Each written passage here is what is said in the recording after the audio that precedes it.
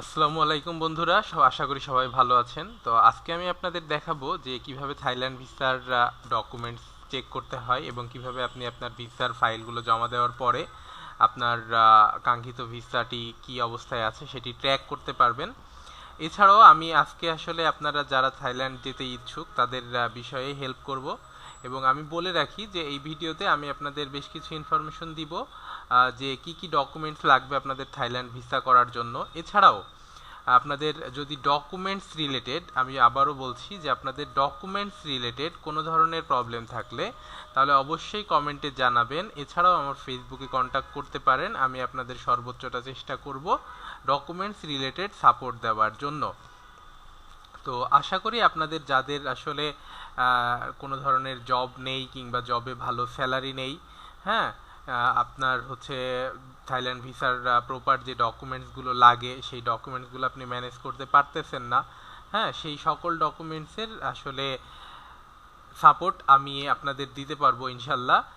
শুধুমাত্র আপনাদের বলে রাখি যে আপনাদের ব্যাংক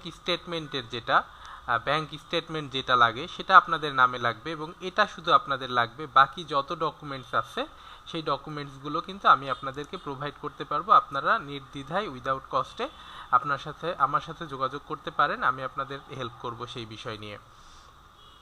তো আর দেরি না করে আমি সর্বপ্রথম দেখে নিই, এই যে এইখানে যে লিঙ্কটি দেখতে পাচ্ছেন এটি হচ্ছে ভিএফএস গ্লোবাল থাইল্যান্ডের জন্য পাসপোর্ট চেকিংয়ের এই লিঙ্কটি আমি হচ্ছে আপনাদের ডেসক্রিপশনে দিয়ে দিব। সো আপনারা পাসপোর্টের যে পেপারসগুলো ডকুমেন্টসগুলো সাবমিট করার পরেই মেইনলি আপনার পাসপোর্টটি ট্র্যাকিং করার জন্য আপনাদের যেই এজেন্সির থ্রুতে আপনারা আপনাদের ফাইলগুলো জমা দিবেন সেখান থেকে আপনাদের এরকম একটি স্লিপ দিয়ে দিবে। আপনাদের এরকম একটি স্লিপে আপনারা কি করবেন, সেখানে আপনাদের টোটাল ডিটেলস সহ এই যে এখানে রেফারেন্স নাম্বার দেখতে পাচ্ছেন, এই যে এই অংশটি হচ্ছে রেফারেন্স নাম্বার। এই রেফারেন্স নাম্বারটা আপনার এই রেফারেন্স নাম্বারটা দিয়ে এখানে আপনার ট্র্যাক করতে হবে যে আপনার আসলে পাসপোর্টটার কি অবস্থা, ভিসার কি অবস্থা, আপডেট কি। তো এগুলো আসলে পরের ব্যাপার। তো এরপরে আমি যেটি সর্বপ্রথমে দেখাতে চাচ্ছি সেটি হচ্ছে যে আপনার কি কি ডকুমেন্টস আপনাদের লাগবে থাইল্যান্ড ট্যুরিস্ট ভিসা করার জন্য। তো এখানে দেখতে পাচ্ছেন যে আপনার রয়্যাল এম্বাসি ঢাকা, এটা হচ্ছে থাইল্যান্ডের অফিসিয়াল ওয়েবসাইট। তো এখান থেকে যেই ডকুমেন্টসগুলো আসলে রিকমেন্ড করা হয় এগুলোই মেন। আপনার অন্যান্য ভিডিওতে আপনারা যাই দেখেন না কেন কোনো না কোনো ভিডিওতে আসলে সঠিক তথ্য না পেতেও পারেন। তো এটি আসলে 100% সলিড একটি ইনফরমেশন, কারণ এখানে দেখতে পাচ্ছেন যে আপনার মানে মেইন ওয়েবসাইটের রিকোয়ারমেন্টসগুলোই কিন্তু আমি আপনাদের দেখিয়ে দিচ্ছি।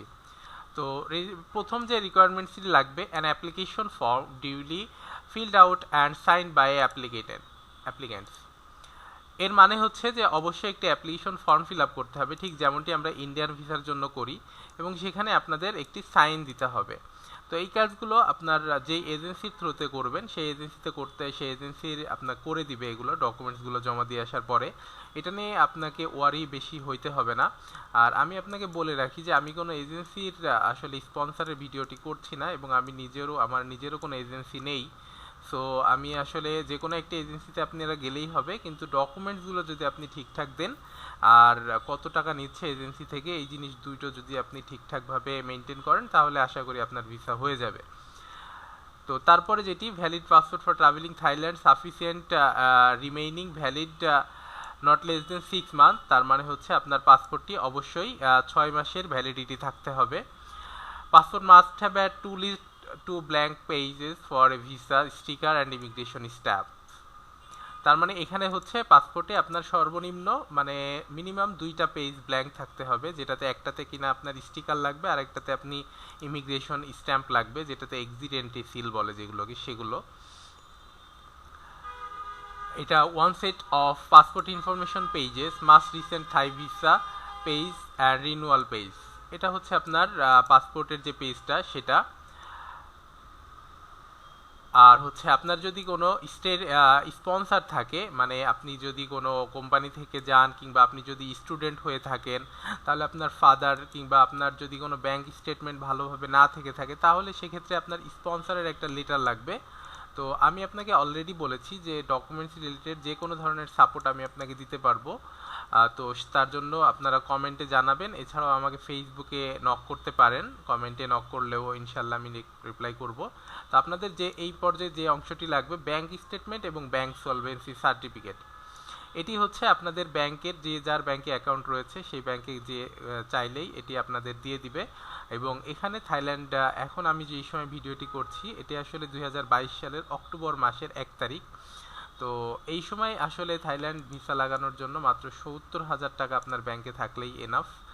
সো এরকম একটা স্টেটমেন্ট দেখিয়ে আপনারা ব্যাংকের স্টেটমেন্ট আর সলভেন্সি সার্টিফিকেটটা আপনাদের নিজস্ব ব্যাংক থেকে উঠিয়ে নিতে হবে।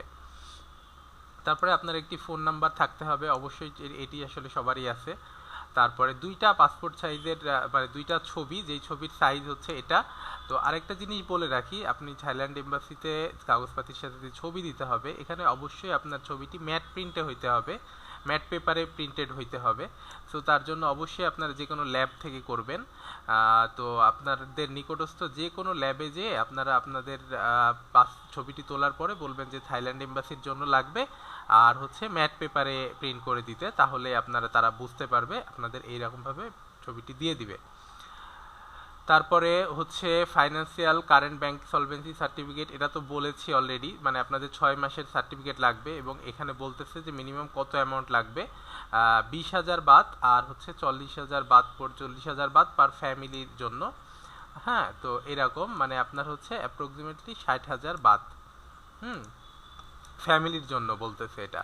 হ্যাঁ, তো আপনার পার পার্সন বাংলা টাকা আপনারা 70,000 টাকা করে ক্যালকুলেশন করলেই আপনার হয়ে যাবে যদি ফ্যামিলি নিয়ে যেতে চান আর কি। তারপরে এটা হচ্ছে এক কপি অফ রাউন্ড টিকিট, মানে আপনি যে ফেরত আসবেন তার জন্য এয়ার টিকিটের একটি রাউন্ড ট্রিপের যে আপনি একটি বুকিং করেছেন সেটির একটি কনফার্মেশন লাগবে। এটি নিয়ে আপনাদের ওয়ারি হওয়ার কিছু নাই, এটা আপনারা যে কোনো এজেন্সিতে দিলেই এটা আসলে আপনাদের ওই কাজটি করে দিবে তারা, এটা নিয়ে কোনো প্রবলেম না। তারপরে a visa request letter for applicant and recommendation letter for her employees, that means হচ্ছে এটা যদি আপনি কোনো কোম্পানিতে চাকরি করে থাকেন, হ্যাঁ, তাহলে আপনার সেই চাকরির কোম্পানি থেকে অবশ্যই একটি এনওসি তো নিতেই হবে। তারপরে স্যালারি ব্যাংক স্টেটমেন্ট, আপনি যে অ্যাকাউন্টে স্যালারি নিয়ে থাকেন সেই অ্যাকাউন্টের স্যালারি ব্যাংক স্টেটমেন্ট। এখানেও বলি যে এই ডকুমেন্টসের সাপোর্টটি আমি আপনাদের দিতে পারবো, আপনারা কমেন্টে যোগাযোগ করতে পারেন আপনাদের শুধু ব্যাংক স্টেটমেন্ট থাকলেই হবে। তারপরে পে স্লিপ, এই ডকুমেন্টসটাও আমি আপনাদের প্রোভাইড করতে পারবো। তারপরে স্যালারি সার্টিফিকেটের ফরম্যাট, হ্যাঁ, এগুলো যা যা আছে এই সকল ধরনের ডকুমেন্টসগুলো আমি আপনাদের প্রোভাইড করতে পারবো। এটি আসলে শুধুমাত্র লয়ারদের জন্য।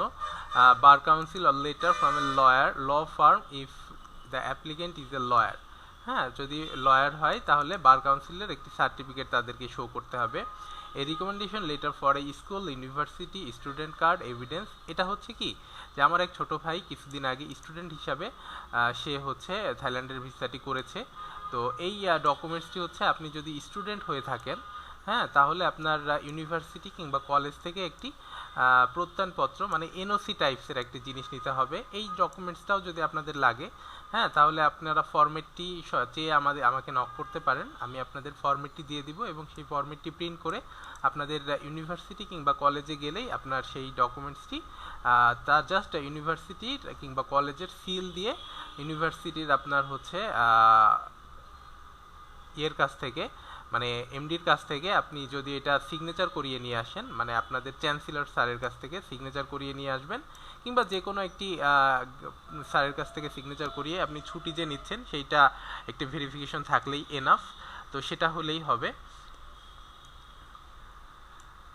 আর এটা হচ্ছে যে proof of relationship is required if applying with his or her family, that means হচ্ছে আপনি যদি ফ্যামিলি ভিসা করতে চান তাহলে আপনার হচ্ছে এখানে আপনার ফ্যামিলির সাথে কে কে যাচ্ছেন তার একটা প্রুফ থাকবে, সাচ অ্যাজ মনে করেন যে আপনি আপনার ওয়াইফের সাথে যাচ্ছেন, সো আপনার ম্যারেজ সার্টিফিকেট অবশ্যই দেখাতে হবে। হ্যাঁ, বাংলায় থাকলে ইংলিশে নোটারাইজড করে নিতে হবে, মাস্ট বি সাবমিটেড, এটা সাবমিট করতেই হবে আপনার যদি কাপল হিসাবে মানে ফ্যামিলি হিসাবে যেতে চান। তারপরে যারা বিজনেসম্যান আছেন তাদের অবশ্যই ট্রেড লাইসেন্সের কপিটি দিতে হবে, নোটারাইজড করাতে হবে আপনাদের ট্রেড লাইসেন্সের কপিটি। নোটারাইজ না করালেও এনাফ, আসলে খুব বেশি প্রবলেম করে না নোটারাইজ না করালে। তারপরে আচ্ছা, এটা হচ্ছে আপনার parents consent letter is required for minor age under 18। এই বিষয় নিয়ে আপনাদের যাদের খুব বাচ্চা আছে তাদের এই বিষয় নিয়ে একটু কনসার্ন হওয়া লাগবে, এটা খুব বেশি মেজর ইস্যু না। তো এই তো মেইনলি আপনাদের আরেকবার বলে রাখি, আপনারা একটু লিস্ট ডাউন করে রাখবেন যদি খুব বেশি মানে ইন্টারেস্টেড থাকে থাইল্যান্ড ভিসার জন্য, যেহেতু আপনারা ভিডিওটি দেখছেন এবং আশা করছি থাইল্যান্ড ভিসার জন্য সবাই আপনারা খুব ইন্টারেস্টেড। তো আমি আপনাদের কী কী ডকুমেন্টসে সাপোর্ট দিতে পারবো আর আপনাদের কী কী ম্যানেজ করা লাগবে। আপনাদের মেইনলি শুধুমাত্র ম্যানেজ করা লাগবে হচ্ছে ব্যাংক স্টেটমেন্ট এবং সলভেন্সি। এছাড়া যাবতীয় যত ডকুমেন্টস আছে সব ডকুমেন্টসের সাপোর্ট আমি আপনাদের দিতে পারবো। আপনারা কমেন্টে নক করবেন এবং 100% ভিসা হবে এই ডকুমেন্টসের বেসিসে। তো এরপরে আপনারা যে কোনো একটি এজেন্সিতে জমা দিবেন। এজেন্সি আমি আমার নিজের কোনো এজেন্সি নেই, তো সেই এজেন্সি আমি আপনাদের রিকমেন্ড করব না। আপনারা আপনাদের পছন্দের মতো যে কোনো একটা এজেন্সিতে, তবে আমি আপনাদের আরেকটি ভিডিওতে জানিয়ে দিব যে থাইল্যান্ডের অথরাইজড এজেন্সি যারা, তাদের কাছে জমা দিলে আপনাদের একটু টাকাটাও কম খরচ হবে, প্লাস হচ্ছে টাইমটাও হয়তো বা 2 থেকে 3 দিনের মতো কম লাগবে। হ্যাঁ, তো এই হচ্ছে ব্যাপার। এরপরে যেটি হচ্ছে আপনি এই ডকুমেন্টসগুলো সব রেডি করে ফেললেন। রেডি করে ফেলার পরে আপনি হচ্ছে আমি যখন আসলে আমার ভিসাটি করেছিলাম তখন আমি যে এজেন্সির মাধ্যমে করিয়েছিলাম সেখান থেকে এখানে আমি 5,000 টাকা দিয়েছিলাম এবং আমার সময় লেগেছিল মোটামুটি 8 ওয়ার্কিং ডেজ। আর হচ্ছে যেদিন আমার ডকুমেন্টস ওদেরকে জমা দিয়ে আসি তারপর দিন ওরা আমাকে এই যে এই স্লিপটি দিয়েছিল, এখানে আমার হচ্ছে রেফারেন্স নাম্বার রয়েছে, সেই রেফারেন্স নাম্বারের বেসিসে আমি হচ্ছে রেগুলারলি আমার রেফারেন্স নাম্বারটি চেক করতাম। তো আপনাদের বলে রাখি যে আপনারা আসলে 2 জায়গায় থাইল্যান্ডের মানে যে এজেন্সিতে জমা দিবেন সেখানে মেইনলি আপনার হচ্ছে 2টা আছে, মানে থাইল্যান্ডের যে জমা দিবেন ডকুমেন্টস, তার একটা হচ্ছে ভিএফএস আর একটা হচ্ছে ডিরেক্ট এম্বাসিতে। কিছু কিছু এজেন্সি আছে যারা ডিরেক্ট এম্বাসিতে জমা দেয়, তাদের যে ট্র্যাকিং নাম্বারটা আসবে সেই ট্র্যাকিং নাম্বারটা চেক করার জন্য আপনাদের যে জায়গাটা যেতে হবে থাইল্যান্ড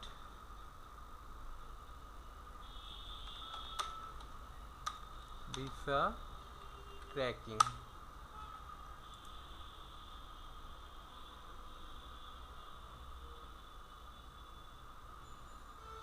এই যে ওয়েবসাইটটি দেখতে পাচ্ছেন, এই যে লিঙ্কটি দেখতে পাচ্ছেন, এই লিঙ্কটিও আমি আপনাদের দিয়ে দিব। এই লিঙ্কে আপনারা যদি এমবাসিতে জমা দেন তাহলে এই লিঙ্ক থেকে আপনাদের রেফারেন্স নাম্বারটি চেক করতে হবে, আর আমি যেহেতু জমা দিয়েছিলাম ভিএফএসে তার জন্য এখান থেকে চেক করতে হয়েছিল। তো এই যে আমার রেগুলার বেসিসে আমি দেখাচ্ছি যে এই যে আমি যখন চেক করেছিলাম তখন দেখতে পাচ্ছেন যে এই যে আমার 22 তারিখে from the embassy please collect the same form the centre where it was submitted, মানে যেখানে সাবমিট করা হয়েছিল 22 তারিখের 9 মাসের মানে আপনার হচ্ছে সেপ্টেম্বরের 22 তারিখে আমার ভিসাটি অ্যাপ্রুভড হয়ে গিয়েছিল, সো আমি ওই দিন কালেক্ট করতে পারতাম। তো এই যে আবার এখানেও দেখতে পাচ্ছেন এই যে ওইটাই আসলে আবার ট্র্যাকিং করছিলাম। তো আর তারপরে যে ব্যাপার আরও যে ডকুমেন্টসটা এই যে এখানে দেখেন যে আপনার হচ্ছে your application has been release from royal embassy Thai transit, মানে আপনার হচ্ছে কখন ট্রানজিটে থাকবে সেই ডকুমেন্টসটাও এখানে দেখাবে। হ্যাঁ, তারপরে হচ্ছে আপনার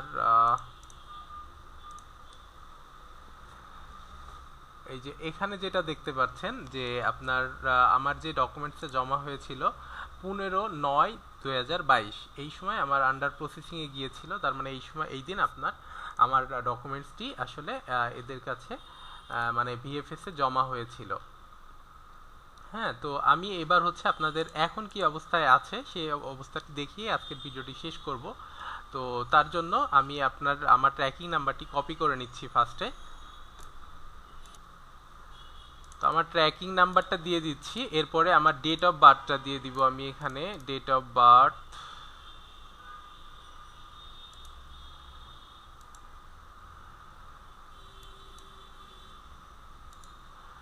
ওকে submitted.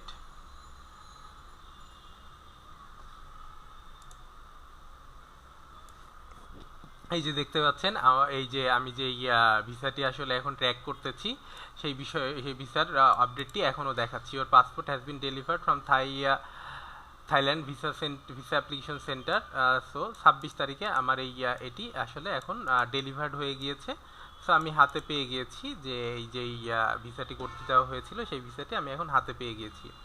So this is all about the Thailand visa requirements or আপনাদের আবারও বলে রাখছি যাদের থাইল্যান্ড ভিসা নিয়ে কাগজপাতি নিয়ে কোনো প্রবলেম থাকলে অবশ্যই কমেন্টে জানাবেন, আমি আপনাদের সেবা দিব। তো আশা করি ভিডিওটি ভালো লাগবে অবশ্যই, আর ভিডিওটি যদি আপনাদের কোনো রকম সাহায্য করে থাকে তো অবশ্যই একটি লাইক এবং সাবস্ক্রাইব করবেন, এতে করে এই ধরনের হেল্পফুল ভিডিও বানানোর জন্য মোটিভেশনটা আরও বাড়ে। তো আশা করি সবাই ভালো থাকবেন এবং আপনাদের এই ধরনের ট্রাভেল শুভ হোক এই আশাই আজকে শেষ করছি। আসসালামু আলাইকুম।